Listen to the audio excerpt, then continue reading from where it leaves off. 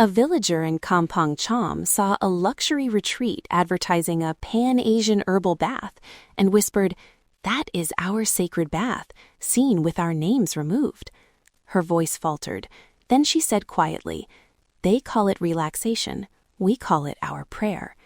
That reaction, raw, personal, immediate, is why we made this episode. Welcome back. Our research shows this pattern is growing.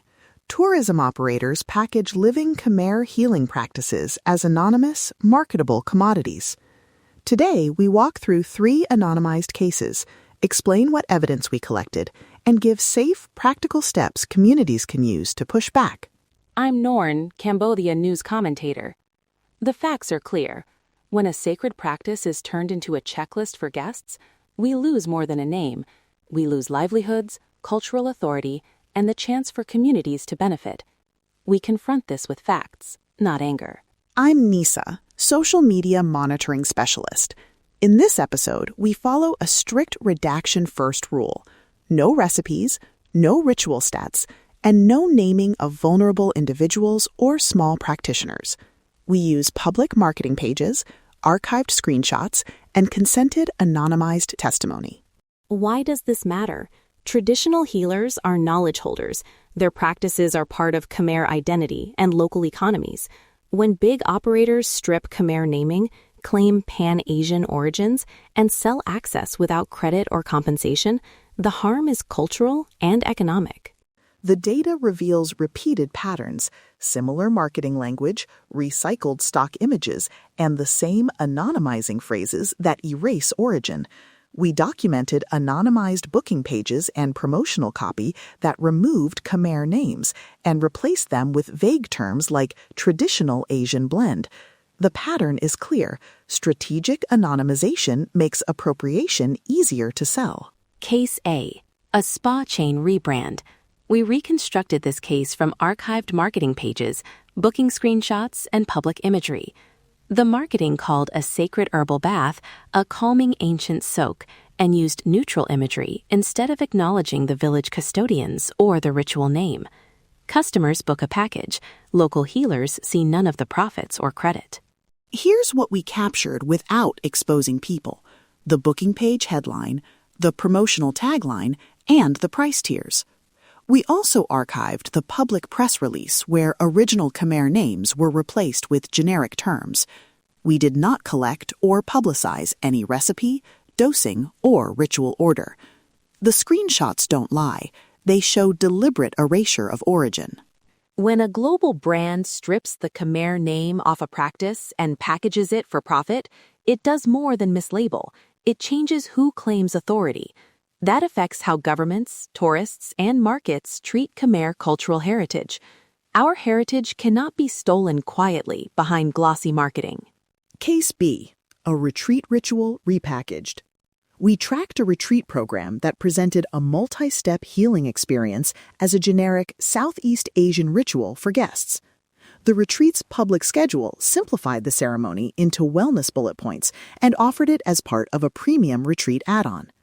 We documented the promotional timeline, guests' reviews, and a supplier invoice that lists a village supplier without naming practitioners. Imagine a ritual that matters to a community being shortened into an Instagram moment. Without consent and without benefit sharing, commercialization can feel like theft. We do not suggest hostility to tourists. We suggest accountability and respect for origin stories. Case C, a packaged product claim. A bottled remedy was marketed with copy implying novelty and proprietary benefits. We found public product registrations and marketing that positioned the formula as a commercial innovation, despite public ethnobotanical records showing long-standing local use. Our team used public registry checks and product labeling archives to reconstruct the claim, again without publishing any sensitive recipe details. These 3 cases demonstrate a single problem in different suits: packaging, rebranding, and claiming novelty.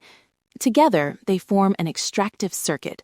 Knowledge flows out, profits stay with commercial actors, and communities are left without recognition or control.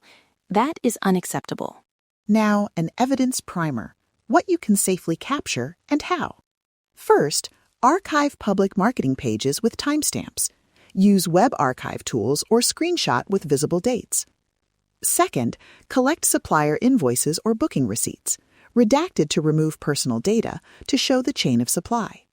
Third, capture public product registrations and labels. And the crucial don'ts. Never record or publish ritual steps, recipes, or identifying information about small practitioners unless they give explicit consent. We consulted experts for guidance. An ethnobotanist reminded us that provenance matters. Names, lineage, and place of practice are part of scientific and cultural validation. A cultural rights lawyer emphasized legal paths, consumer protection complaints, advertising regulator filings, and claims for benefit sharing under fair practice frameworks. We summarize those options here so communities have routes that avoid risky exposure. Practically, file a consumer complaint where a product's origin is misrepresented. Report misleading advertising to platform regulators with your archived evidence, and ask platforms to remove content that misleads customers about origin. For more sensitive matters, route evidence through vetted NGOs or legal partners. We have a redaction-first intake and will coordinate referrals for cases that meet safety criteria. There are also ethical, community-centered solutions, community-led certification, benefit-sharing agreements, and tourism partnerships that pay and credit living practitioners. These are the models that preserve culture while giving communities agency and income. 3 immediate low-risk actions listeners can take right now.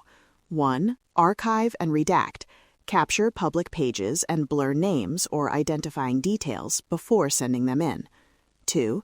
Report misleading ads or listings to the platform using documented screenshots and timestamps. 3. Support community certification efforts. Donate, volunteer, or connect community leaders with heritage NGOs that have experience building benefit sharing programs. If you are a healer or a community leader and you want help, do not risk exposure. Contact trusted NGOs or legal partners first. If you decide to share with us, our intake is redaction first. We accept anonymized packets and will route sensitive material through vetted partners who can protect your identity and interests.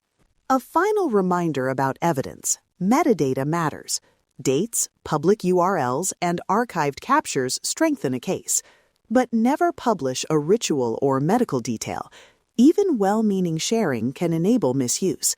When in doubt, redact and consult a trusted partner. Thank you for listening. Today we showed how wellness tourism can appropriate Khmer healing traditions, and we gave safe, specific steps to defend those traditions. If you found this useful, subscribe so we can continue coordinating verified intake and follow-up investigations. Send redaction-safe tips and evidence to our secure intake. Share this episode with people who work in tourism, heritage protection, or community leadership. The more responsible actors know, the better we can protect Khmer knowledge. The facts are clear. The evidence is undeniable. Stand with Cambodia.